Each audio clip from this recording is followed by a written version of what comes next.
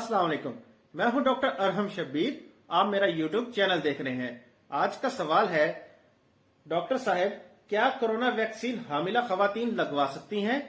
क्या ये प्रेगनेंसी में सेफ है?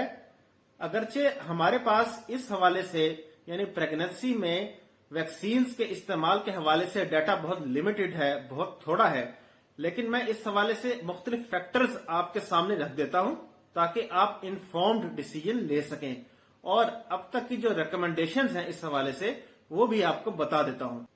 पहला फैक्टर इस हवाले से जो मद्देनजर रखने की जरूरत है वो ये कि हामिला खवातीन में कोरोना इन्फेक्शन होने के नतीजे में मर्ज के शदीद होने के चांसेस या रिस्क ज्यादा है बनिस्बत नॉन प्रेग्नेंट खवातीन के। मर्ज की शिद्दत से मुराद ये है कि हामिला खवातीन को अगर कोरोना इन्फेक्शन हो जाए तो अस्पताल में दाखिले का रिस्क बढ़ जाता है। इसके अलावा कबल अज वक्त डिलीवरी के चांसेस भी या रिस्क भी बढ़ जाते हैं। दूसरा फैक्टर, वैक्सीन जिस अंदाज से काम करती है या जो इसका मैकेनिज्म है उससे अगर अंदाजा लगाया जाए तो WHO और CDC इनका कहना यह है कि वैक्सीन का हामिला खवातीन में किसी रिस्क का बायस बनना गैर मुतवक्को है।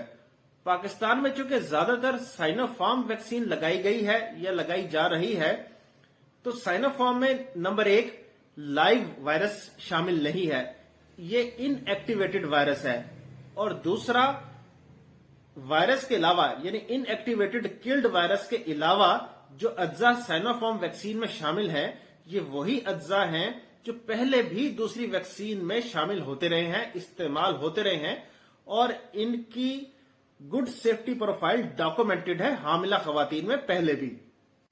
तीसरा फैक्टर, अगरचे हामिला खवातीन में वैक्सीन की सेफ्टी के हवाले से ट्रायल्स अभी जारी हैं, लेकिन CDC और FDA का एक सेफ्टी मॉनिटरिंग सिस्टम भी मौजूद है।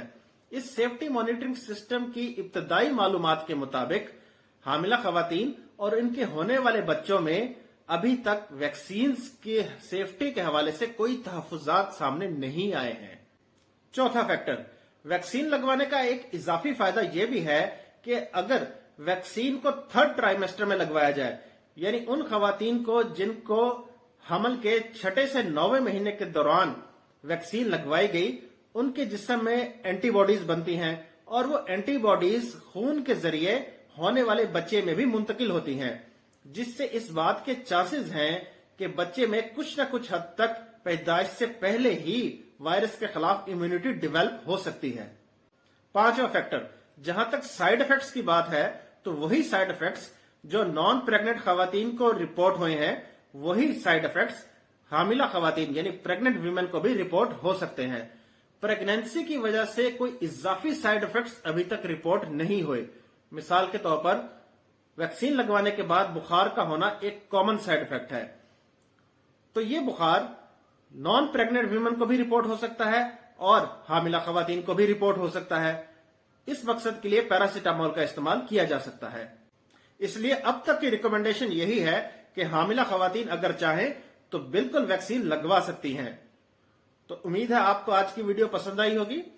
इस वीडियो को अवामी आगाही के लिए शेयर कीजिए। मुझे तिब्बी, तहकीकी और मुस्तरद मालूमात के लिए इस चैनल को सब्सक्राइब कीजिए और बेल आइकन पर क्लिक कीजिए। Thank you very much.